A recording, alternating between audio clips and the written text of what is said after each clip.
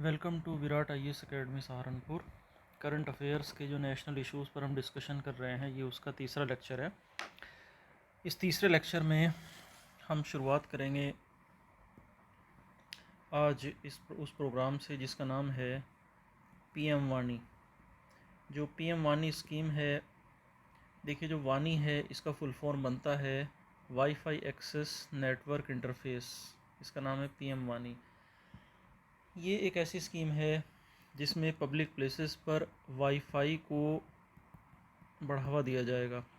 जैसे इंडिया पूरा डिजिटल होता जा रहा है और हर चीज़ डिजिटल फॉर्मेट में आ रही है, तो उसी प्रकार से अब पब्लिक स्पेस में सरकार वाईफाई पर काफ़ी सीरियस एफर्ट लगा रही है ताकि पब्लिक स्पेस पर लोगों को वाईफाई यानी तीव्र गति से इंटरनेट की सुविधा मिल सके। तो इसी सार्वजनिक वाईफाई एक्सेस नेटवर्क इंटरफेस को नाम दिया गया इस स्कीम को पीएम वाणी। इसे जो telecom regulatory authority of India है, इसने रिकमेंड किया था 2017 में, और डीओटी यानी डिपार्टमेंट ऑफ टेलीकॉम ने 2020 में इसके एक प्रपोज़ल को अपनी मंजूरी प्रदान कर दिया। तो शीघ्र ही ऐसा होगा कि पब्लिक प्लेसेस पर वाईफाई की जो सुविधाएं हैं वो द्रुतगामी तरीके से या बिना दिक्कत के मिलने लगेंगी बहुत शीघ्र ही। तो इस स्कीम का नाम है पीएम वाणी। नेक्स्ट प्रोजेक्ट जिस पर हम डिस्कशन करने चल रहे हैं उसका नाम है लाइट हाउस प्रोजेक्ट। देखिए, लाइट हाउस का मतलब होता है, लाइट हाउस मतलब हल्का हाउस, मतलब ऐसे ऐसे 1000 रेजिडेंस बनाए जाएंगे जो बहुत तीव्र गति से और बहुत कम प्रोजेक्ट में बनाए जाएंगे। तो ये जो यूनियन अर्बन मिनिस्ट्री है उसकी एक स्कीम है। इसमें ऐसे सस्ते और टिकाऊ मकान बनाए जाने हैं जिसमें जो बीम और पिलर्स हैं वो फैक्ट्री से बनकर आ जाएंगे। बीम और पिलर्स, बीम और कॉलम्स, और फिर उनको ला करके फिट करके तुरंत जल्दी में मकान बना दिया जाएगा। और ये जो मकान होगा ये एंटी एर्थक्वेक टेक्निक से लैस होगा। तो इस तरीके से इसमें एनवायरमेंटल और जो इकोलॉजिकल जो लॉस है वो भी नहीं होगा। तो फ़िलहाल इस लाइट हाउस प्रोजेक्ट के लिए गवर्नमेंट ने, यानी जो केंद्रीय शहरी मंत्रालय है, यूनियन अर्बन मिनिस्ट्री, उसने जिन स्टेट्स को चुना है उसमें त्रिपुरा है, झारखंड है, यूपी है, एमपी है, गुजरात और तमिलनाडु है। यानी 6 स्टेट इसके लिए अभी चुने गए हैं और इन 6 स्टेट्स में 1000 ये रेजिडेंस बनाए जाएंगे जिन्हें 1 साल के अंदर बनाना है। इसमें ख़र्च भी कम आता है, और जैसा अभी हमने डिस्कस किया कि इस प्रोजेक्ट में फैक्ट्री से ही बीम और कॉलम और पैनल तैयार करके वहाँ ले जाकर उन्हें एक तरह से फिट कर देते हैं, तो काफ़ी तीव्र गति से इसमें मकान बन जाते हैं। तो इसी प्रोजेक्ट का नाम है light house project. Next issue है इनर लाइन परमिट का। देखो, सबसे पहली बात तो यह है कि इनर लाइन परमिट क्या है। इनर लाइन परमिट एक ऐसी व्यवस्था है जिसमें गवर्नमेंट ऑफ इंडिया अपने ही देश के नागरिकों को अपने ही देश के अंदर कुछ ऐसी जगहों पर, कुछ विशेष स्थानों पर जाने का परमिट देती है। यानी इन विशेष स्थानों पर बिना परमिट के नहीं जाया जा सकता। और इनर लाइन परमिट वाले स्टेट्स में नॉर्थ ईस्ट के कुछ इलाके आते हैं, उत्तर पूर्व के कुछ स्टेट्स आते हैं। अब इनर लाइन परमिट चर्चा में इसलिए है क्योंकि 2019 में सिटीजनशिप अमेंडमेंट एक्ट, जो नागरिकता संशोधन अधिनियम लाया गया, तो अब इसको ये बोला गया कि जो इनर लाइन परमिट जहाँ व्यवस्था लागू है वहाँ पर सीए लागू नहीं होगा। देखो, जो नॉर्थ ईस्ट के स्टेट्स हैं, नॉर्थ ईस्ट के स्टेट्स अपने कल्चर को लेकर, अपनी डेमोग्राफी को लेकर बहुत ज़्यादा संवेदनशील हैं, बहुत अधिक सेंसिटिव हैं। तो वो ये चाहते हैं कि सीए के तहत जो इलीगल इमिग्रेंट्स हैं, जो इलीगल शरणार्थी हैं, अब उन्हें नागरिकता दी जानी है। तो अगर उन जो शरणार्थी हैं उन्हें नागरिकता इन इलाकों की दे दी जाएगी, इन नॉर्थ ईस्ट के जहाँ ट्राइबल एरियाज़ रहते हैं, जो स्पेशल एथनिक ग्रुप्स के जो लोग रहते हैं, विशेष नस्लीय समूह के लोग रहते हैं, तो वहाँ अगर उनको लाकर बसाया जाएगा तो उनकी जो कल्चर है, जो उनकी डेमोग्राफी है, वो खतरे में आ जाएगी उनकी जनांकी है। तो इस दृष्टिकोण से वो लोग डिमांड कर रहे थे केंद्र सरकार से कि हमारे यहाँ भी इनर लाइन परमिट लागू कर दिया जाए, क्योंकि अगर इनर लाइन परमिट लागू हो जाएगा आईएलपी, तो वहाँ पर फिर सीए के प्रावधान लागू नहीं होंगे। तो इसीलिए मणिपुर में जब केंद्रीय गृह मंत्री अमित शाह बहुत सारे जो प्रोजेक्ट्स का इनॉग्रेशन कर रहे थे, तब उन्होंने आईएलपी का जो सिस्टम है उसके बारे में बात की, और मणिपुर के लोग काफ़ी समय से इसके बारे में डिमांड कर रहे थे। तो फिर इसे देखते हुए नागालैंड के दीमारपुर ज़िले के साथ पूरे मणिपुर को इनर लाइन परमिट के दायरे में ले आया गया। नागालैंड का दीमारपुर ज़िला भी और पूरा मणिपुर भी, क्योंकि इस इनर लाइन परमिट की वजह से ही नॉर्थ ईस्ट के नागालैंड, अरुणाचल, मणिपुर, मिज़ोरम को अब फ़िलहाल सीए के प्रावधानों से छूट दे दी गई है। और ये भी एक इम्पॉर्टेंट बात है कि जो कॉन्स्टिट्यूशन के 6th शेड्यूल में शामिल 4 स्टेट्स हैं, 4 स्टेट्स कौन से हैं 6 शेड्यूल में? असम, मेघालय, मिज़ोरम और त्रिपुरा। यहाँ के जो ट्राइबल एरियाज़ हैं, ये इनर लाइन परमिट के तहत आने वाले क्षेत्रों पर वो लागू नहीं होगा सीए का प्रावधान। यानी जो अधिनियम है सीए वो 6 शेड्यूल पर लागू नहीं होगा और इनर लाइन परमिट के तहत आने वाले इलाकों पर लागू नहीं होगा। अब ये 6 शेड्यूल क्या है, इसके बारे में आपने पॉलिटी में डिटेल से पढ़ा होगा कि जो 6 शेड्यूल है, इस 6 शेड्यूल में कुछ स्पेशल प्रोविजंस दिए गए हैं इन 4 स्टेट्स को, यानी असम को, मेघालय को, मिज़ोरम को और त्रिपुरा को। और कॉन्स्टिट्यूशन के जिन आर्टिकल्स के तहत दिए गए हैं वो आर्टिकल है 244 क्लॉज 2 और 275 क्लॉज 1। इनके तहत विशेष प्रावधान प्रदान किए गए इन 4 राज्यों को। तो इनर लाइन परमिट के तहत आने वाले राज्य और 6 शेड्यूल के तहत आने वाले राज्यों में सीए के यानी सिटीजनशिप अमेंडमेंट जो अधिनियम है उसके प्रावधान लागू नहीं होंगे। इससे पहले दिसंबर 2019 में मेघालय की विधानसभा ने भी इनर लाइन परमिट को लागू करने के लिए प्रस्ताव अपनाया था और उसको आग्रह किया था, तो बाद में भारत सरकार ने उसको मान लिया। इस इनर लाइन परमिट की जो शुरुआत हुई थी वो 1873 में ब्रिटिशर्स ने शुरू किया था। इस इलाके के लोगों के कल्चर और उनकी एथनिसिटी को, उनकी जो नस्लीय विभिन्नता है उसको संरक्षित करने के लिए, उसको प्रोटेक्ट करने के लिए। बाद में भारत सरकार ने भी कुछ चेंजेस के साथ इसको बरकरार रखा। नेक्स्ट इम्पॉर्टेंट इशू है कामधेनु गौ विज्ञान प्रचार प्रसार एग्जामिनेशन। देखो इसे इंग्लिश में भी ऐसे ही बोलेंगे, कामधेनु गौ विज्ञान प्रचार प्रसार एग्ज़ाम। तो यूजीसी ने पूरे इंडिया के यूनिवर्सिटीज़ से बोला है कि आप कामधेनु गो विज्ञान प्रचार प्रसार जो परीक्षा है इसके लिए इंस्पायर करें स्टूडेंट्स को। ये एक नेशनल लेवल का एग्ज़ाम होगा जिसमें स्टूडेंट्स को, लोगों को काऊ की नॉलेज के बारे में, उनकी नॉलेज को टेस्ट किया जाएगा। और स्पेशली जो देसी गायें हैं, जो देसी गायें हैं उसके बारे में यूथ्स की और हर सिटीजन्स को उसके बारे में जानकारी होनी चाहिए। और भारत में क्योंकि गायों के संरक्षण के बारे में राष्ट्रीय कामधेनु आयोग बनाया जा चुका है, तो वो राष्ट्रीय कामधेनु आयोग ही इस एग्ज़ामिनेशन के विचार के साथ आ गया है। तो 25 फरवरी 2021 को इसका एग्ज़ाम हो चुका है, ऑनलाइन लेवल पर इसका एग्ज़ाम हुआ है और इसमें 3 या 4 लेवल इसमें बनाए गए हैं। 8वीं तक का अलग एग्ज़ाम हुआ है, फिर 12th तक का अलग हुआ है, अंडर ग्रेजुएशन और ग्रेजुएशन लेवल का अलग हुआ है और कॉमन पब्लिक के लिए एग्ज़ाम अलग हुआ है। तो काफ़ी इंपॉर्टेंट है। कामधेनु गो विज्ञान प्रचार प्रसार परीक्षा किसने कराया है? राष्ट्रीय कामधेनु आयोग ने। और कहाँ कराई गई है? यूनिवर्सिटीज़ ने, सभी यूनिवर्सिटीज़ को बोला है यूजीसी ने। नेक्स्ट है जुवेनाइल जस्टिस एक्ट। देखो जुवेनाइल जस्टिस एक्ट जो है ये 2015 में इसमें संशोधन किया गया है और इसलिए किया गया है ताकि जो जुवेनाइल क्राइम से रिलेटेड मामले हैं उनमें तेज़ी के साथ कार्रवाई की जाए और उसका निपटारा किया जाए। इसके लिए जो डिस्ट्रिक्ट मजिस्ट्रेट हैं, एडिशनल डिस्ट्रिक्ट मजिस्ट्रेट यानी एडीजे, एडिशनल डिस्ट्रिक्ट, एडीजे नहीं एडीएम, जो एडिशनल डिस्ट्रिक्ट मजिस्ट्रेट हैं, इनको ये अधिकार दिया गया है कि वो गोद लेने का, अगर कोई किसी को अडॉप्ट करना चाहता है तो उसका आदेश भी दे सकते हैं। जो गोद लेने का अधिकार है वो किशोर न्याय अधिनियम की धारा है, धारा 61 सेक्शन 61, जुवेनाइल जस्टिस एक्ट की सेक्शन 61 के तहत एडीएम को राइट दे दिया कि वो किसी को भी गोद लेने के लिए अधिकृत कर सकता है। बाकी जो जुवेनाइल जस्टिस है इसके दायरे में कौन कौन से क्राइम आएंगे? तो 16 से 18 साल के जो किशोर हैं उनके ऊपर मुकदमा चलाने की अनुमति देता है, बशर्ते कि उन्होंने कोई सीरियस क्राइम, हेइनस क्राइम में वो शामिल हो। अगर इससे कम एज है तो फिर उनके ऊपर कोई मुकदमा नहीं चलेगा।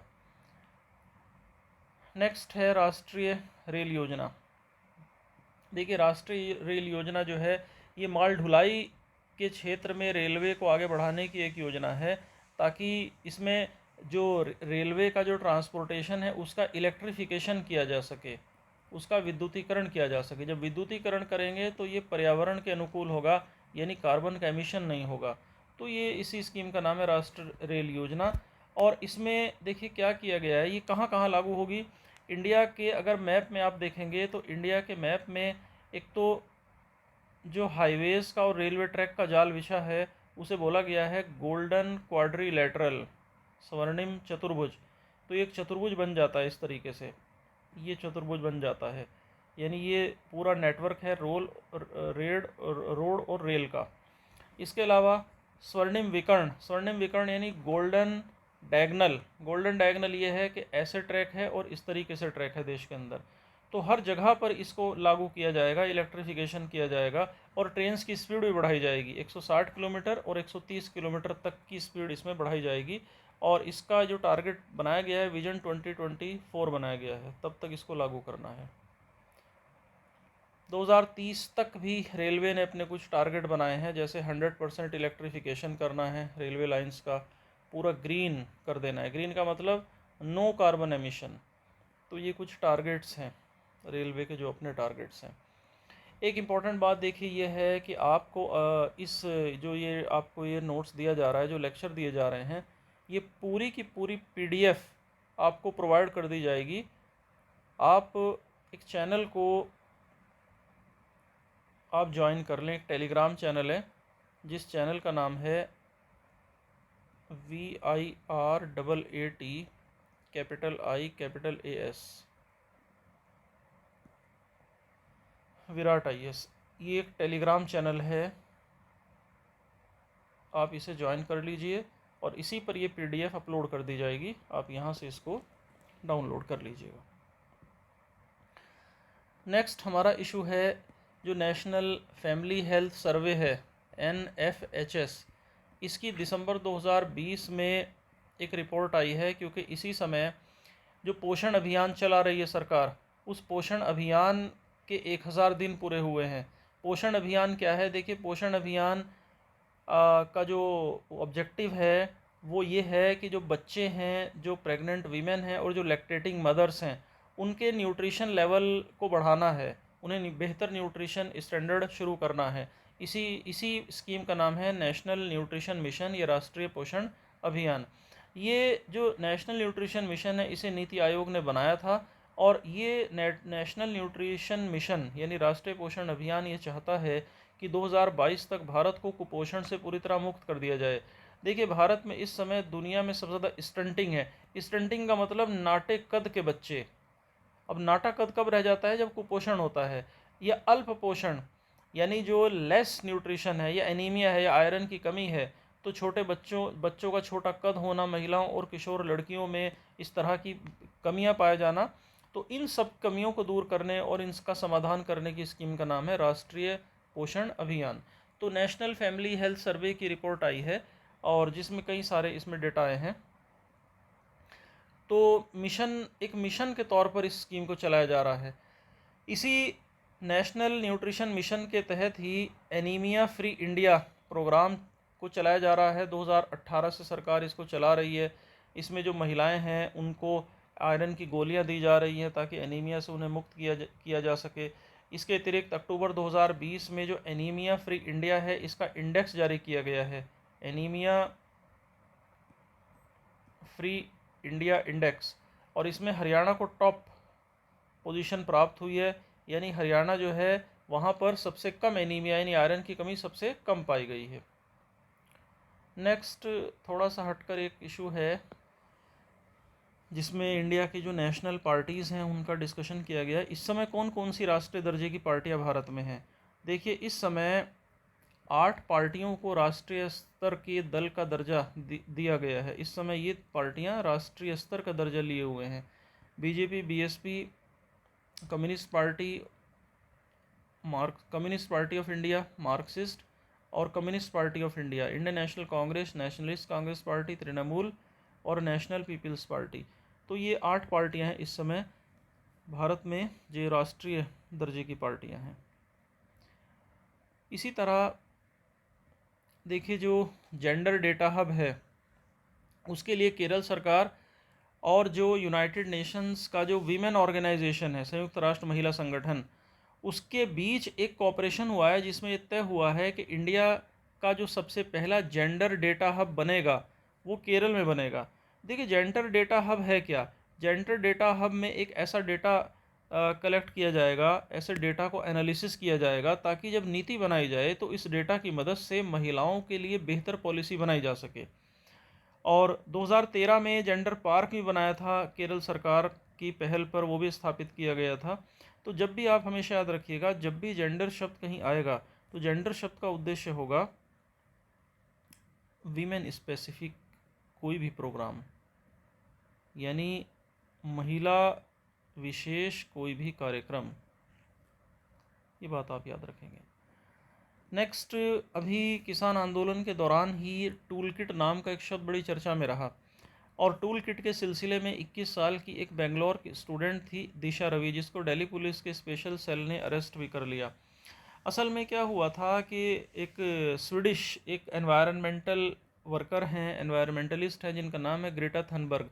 ग्रेटा थनबर्ग ने किसानों के समर्थन में एक ट्वीट किया था, और उसी ट्वीट को आधार मानकर दिल्ली पुलिस ने उनके खिलाफ केस दर्ज किया और टूल किट का आरोप लगाकर दिशा रवि नाम की छात्रा को भी अरेस्ट किया गया। टूल किट है क्या? देखिए, जिस समय पुराने समय में जब आंदोलन चलते थे और सोशल मीडिया या डिजिटल इतना ज़्यादा इंटरनेट प्रचलन में नहीं था, तो उस समय डायरी में प्रोग्राम लिख लिया जाता था कि हमें आंदोलन इस तरीके से चलाना है, 10 लोग वहाँ जाएंगे, 20 लोग वहाँ जाएंगे, वहाँ नारेबाजी करेंगे, इस तरह से धरना प्रदर्शन करेंगे, भूख हड़ताल करेंगे, ये सारी बातें, सारा प्रोग्राम लिख लिया जाता था डायरी में। लेकिन अब क्योंकि डिजिटल वर्ल्ड हो गया है, तो अब इन सारी बातों को समझाने के लिए डिजिटल रूप से बातों को लिख दिया जाता है। तो किसी भी आंदोलन को आगे बढ़ाने के लिए सिंपल शब्दों में जो बातें, जो योजनाएं, जो प्लानिंग लिखी जाती है आंदोलन को आगे बढ़ाने के लिए, उसी को टूल किट कहते हैं। तो टूल किट शब्द काफ़ी चर्चा में रहा। नेक्स्ट हमारा इशू है सागरमाला प्रोजेक्ट। देखिए, सागरमाला जो प्रोजेक्ट है ये 2015 से शुरू है भारत में। इसका उद्देश्य क्या है सागरमाला प्रोजेक्ट का? इंडिया का जो पूरी तटरेखा है, इंडिया का जो यानी तटीय जो भारत है, इसको विकसित करना है, इसको डेवलप करना उद्देश्य है, और इसी स्कीम का नाम है सागरमाला प्रोजेक्ट। यानी जो बंदरगाह हैं, जो पोर्ट्स हैं, उनका मॉडर्नाइजेशन करना, उनका कंप्यूटराइजेशन करना, उन्हें डेवलप करना सागरमाला प्रोजेक्ट का उद्देश्य है। सागरमाला प्रोजेक्ट की नोडल एजेंसी यानी जिस मंत्रालय के तहत ये काम कर रहा है, वो मंत्रालय है union ministry of shipping. Union ministry of shipping के तहत ये काम कर रहा है। अब ये इसके उद्देश्य हैं, जैसा मैंने आपसे डिस्कस किया, 7500 किलोमीटर लंबे समुद्र तट का डेवलप करना। नेक्स्ट इशू है जल जीवन मिशन, शहरी जल जीवन मिशन। देखिए, शहरी जल जीवन मिशन का उद्देश्य है, वैसे तो देखिए 2 जल जीवन मिशन चल रहे हैं, एक शहरी एक ग्रामीण। इन दोनों का उद्देश्य यही है कि जो पीने का पानी है वो साफ़ पानी, टैप वाटर यानी नल के द्वारा कनेक्शन दिया जाए। तो यही जल जीवन मिशन है, और इसके अलावा इसमें यह भी कहा गया है कि सीवर कनेक्शन की भी सुविधा दी जाए। तो ये स्कीम का नाम है जल जीवन मिशन। असल में ये अमृत परियोजना का ही एक पार्ट है। अमृत क्या है? Atal mission for rejuvenation and urban transportation. तो ये जल जीवन मिशन है। अमृत परियोजनाओं पर अभी हम डिस्कस करेंगे। नेक्स्ट है जो रोड एक्सीडेंट्स हैं, उस पर वर्ल्ड बैंक की एक रिपोर्ट आई है, और इस रिपोर्ट ने बताया है, इसने 4 स्टेट के डेटा लिए हैं, यूपी, बिहार, तमिलनाडु और महाराष्ट्र, और बताया कि दुनिया में जितनी मौतें होती हैं रोड एक्सीडेंट से, उसकी 11% जो कैजुअल्टीज़ हैं वो इंडिया में होती हैं। और इंडिया में जान गंवाने वाले अधिकतर जो लोग हैं वो 18 से 35 साल के बीच के लोग हैं। नेक्स्ट, चौरी चौरा कांड 1921 में हुआ था, आप जानते हैं। इसने इंडियन नेशनल मूवमेंट को एक नई दिशा दी थी, और अब 2021 है तो इसके 100 साल पूरे हो गए हैं, और इसी उपलक्ष्य में प्रधानमंत्री ने एक डाक टिकट भी जारी किया है। चौरी चौरा है कहाँ? गोरखपुर से देवरिया जब जाएंगे तो 25 किलोमीटर दूर ये चौरी चौरा है।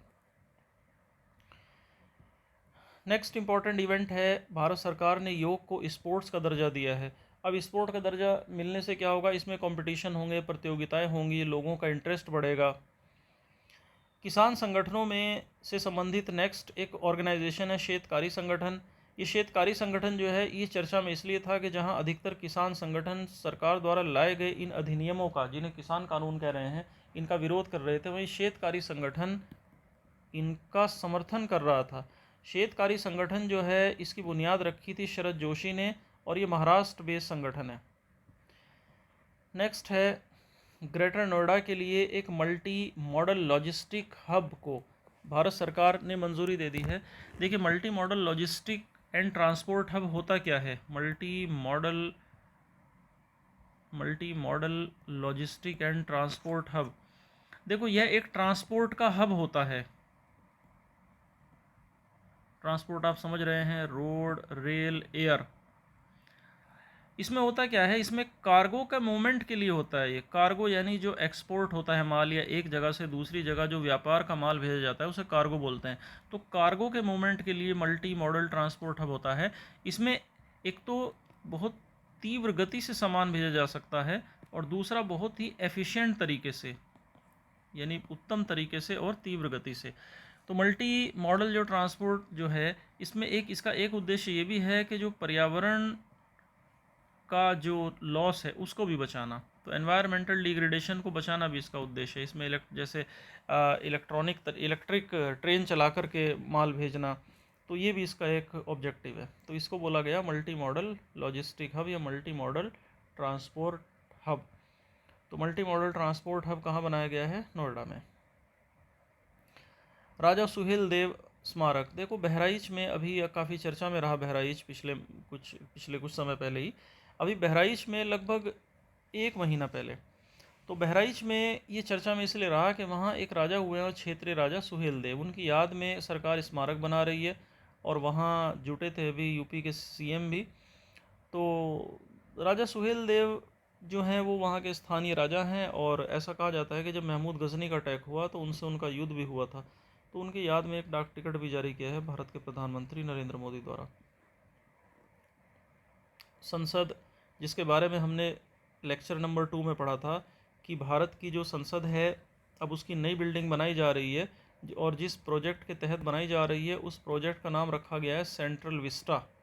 तो भारत की संसद के 100 साल पूरे हुए हैं, क्योंकि जो संसद है ये बनाई गई थी, मतलब 12 फरवरी 2021 को इसने अपने 100 साल पूरे कर लिए। और इसको बनाया किसने था? तो इसका जो नक्शा था, ये एक फेमस डिज़ाइनर थे सर हर्बर्ट बेकर, उन्होंने नक्शा बनाया था और मिलकर तैयार किया था एडवर्ड लुटियंस के साथ। दिल्ली का जो वीआईपी एरिया है उसे लुटियंस दिल्ली भी कहते हैं। रायसीना हिल्स यानी राष्ट्रपति भवन के आसपास की जो जितनी भी बसावट है, जितने भी इमारतें हैं, वो सब उन्होंने ही तैयार किया था। इसी तरह का एक और फैक्चुअल एक न्यूज़ है, double stack long haul container train. तो ये double long haul container train है जो कहाँ से चली है? हरियाणा के न्यू इटली से राजस्थान के किशनगढ़ तक के लिए प्रधानमंत्री मोदी ने इसको रवाना किया था। इसी प्रकार एक शेड्यूल ट्राइब है जिसका नाम है गोंड गावरी।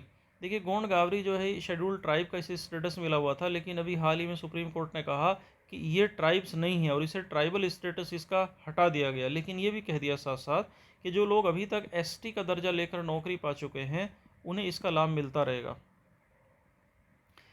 तो अभी एक लास्ट हमारा टॉपिक बचा है नेशनल में, बीच में एक डिस्कशन आ गया था अमृत का। देखिए, अमृत क्या है? अमृत का फुल फॉर्म हमने पढ़ लिया था, Atal mission for rejuvenation and urban transformation. ये जो मिशन है अमृत मिशन, ये जून 2015 से चल रहा है, और जो मंत्रालय इसको डील कर रहा है उस मंत्रालय का नाम है हाउसिंग एंड अर्बन अफेयर्स मंत्रालय। इसका उद्देश्य क्या है अमृत मिशन का? इस अमृत मिशन का उद्देश्य है हर घर तक पीने का पानी उपलब्ध कराना, पहला उद्देश्य है। दूसरा उद्देश्य है सीवरेज कनेक्शन उपलब्ध कराना, और शहरों में हरियाली को बढ़ावा देना, ग्रीनरी को बढ़ावा देना, ओपन स्पेस को बढ़ावा देना, शहरों में खुली जगह ओपन स्पेस के बढ़ावा देने के उद्देश्य के तहत पार्क वगैरह स्थापित करना। इसके अलावा इसका ये भी उद्देश्य है कि जो पब्लिक ट्रांसपोर्ट है उसको बढ़ावा देना, ताकि जो पॉल्यूशन है उसको कम किया जा सके। ये भी इसका उद्देश्य है नेक्स्ट के वॉकिंग के लिए और साइकिलिंग के लिए फैसिलिटीज़ को कंस्ट्रक्ट करना, नई सुविधाओं का सृजन करना। तो ये भी उद्देश्य है। और एक अंतिम उद्देश्य अमृत मिशन का है कि स्ट्रीट लाइट हटाकर उसकी जगह पर एलईडी लाइट लगवाना। तो ये कुछ उद्देश्य हैं अमृत मिशन के, इसकी चर्चा अभी इन बिटवीन हो गई थी। तो नेशनल इश्यूज़ में अभी फ़िलहाल इतना ही है, बाकी नेक्स्ट लेक्चर इसके बाद शुरू करेंगे। Thank you.